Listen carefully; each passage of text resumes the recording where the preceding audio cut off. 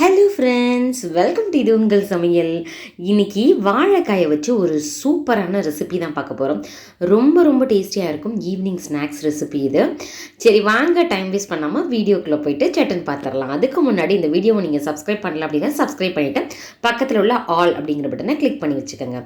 இப்போ ஒரு குக்கர் எடுத்துக்கோங்க. எடுத்துகிட்டு அதில் நான் இன்றைக்கி 3 வாழைக்காய் எடுத்துருக்கிறேன். அதை 2ஆக கட் பண்ணியிருக்கேங்க. ரொம்ப பெருசாக இருந்துச்சுன்னா நீங்கள் 3ஆக கூட கட் பண்ணிக்கோங்க. இப்போ என்ன பண்ணிக்கலாம்னா, குக்கரில் தண்ணி சேர்த்துட்டு நம்ம தோல் எல்லாம் எடுக்க தேவையில்லை. ஓரங்களில் இருக்கிற காம்பை மட்டும் எடுத்துட்டு நம்ம விசில் வைக்க போகிறோம். ஒரு 3 விசில் ஹை ஃப்ளேமில் வச்சு எடுத்துட்டோம் அப்படின்னா நல்லா வெந்துடும். அதுக்கப்புறம் இதை என்ன பண்ணலான்னு பார்க்கலாம். தண்ணி ஓரளவுக்கு நல்லா மூழ்கிற அளவுக்கு இருந்தால் தான் நல்லா வேகும். இப்போ ஒரு மூடி போட்டு மூடி வச்சிடலாம்.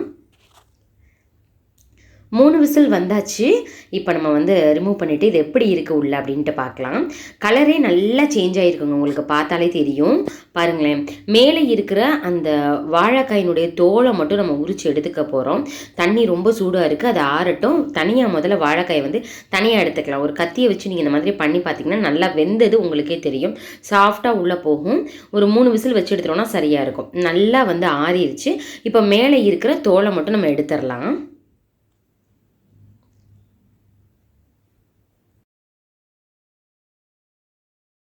உரிச்ச வாழைக்காய் எல்லாத்தையுமே தனியாக ஒரு பவுலில் போட்டு வச்சுக்கோங்க. ஒரு ஃபோர்க் எடுத்துக்கோங்க. எடுத்துகிட்டு நல்லா அதை அழுத்தம் கொடுங்க. இது நல்லா மசிஞ்சு போயிடணும். அந்தளவுக்கு நீங்கள் ப்ரெஸ் பண்ணுங்கள். நீங்கள் ஆறிடுச்சு அப்படின்னா நீங்கள் கையாலேயே நீங்கள் பிசைஞ்சு விட்டுக்கலாம். எந்த கட்டிகளுமே இல்லாமல் இருக்கணும். அப்போ தான் டேஸ்ட்டு ரொம்பவே நல்லாயிருக்கும். கையால் மசிக்கும் பொழுது இந்த மாதிரி இருக்கணும். உங்களுக்கு ரொம்பவே திக்காக இருக்குது அப்படின்னா நீங்கள் கொஞ்சமே தண்ணி கூட இதில் சேர்த்துக்கலாம்.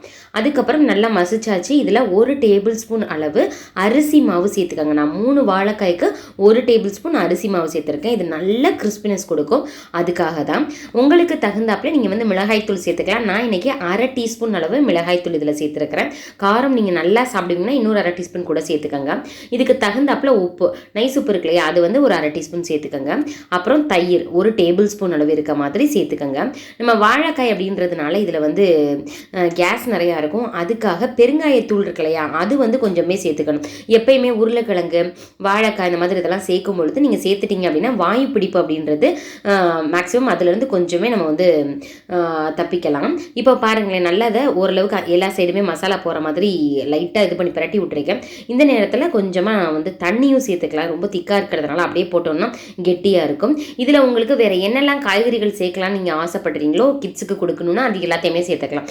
நான் ஒரு பெரிய வெங்காயம் இருக்குல்ல, அதில் அரை மட்டும் கட் பண்ணி அதை மட்டும் இதில் சேர்த்துருக்கிறேன். உங்களுக்கு கேரட் சேர்க்கணும் அப்படின்னா கூட நீங்கள் துருவி சேர்த்துக்கங்க.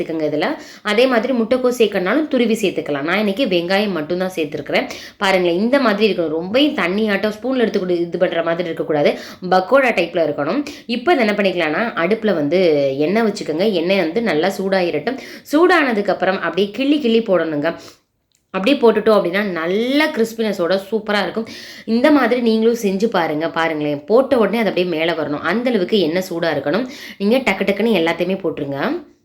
இது வாழைக்காயில் செஞ்சதா அப்படின்னு சொல்லிட்டு கண்டுபிடிக்கவே மாட்டாங்க. அந்தளவுக்கு டேஸ்ட்டே எப்படி இருக்கும்னா ரொம்ப ரொம்ப டிஃப்ரெண்ட்டாக இருக்கும். வாழைக்காயில் பார்த்திங்கன்னா நம்ம நிறைய ரெசிபிஸ் செஞ்சுருக்கோம். ஃபிங்கர் சிப்ஸ் மாதிரி செஞ்சுருக்கிறோம்.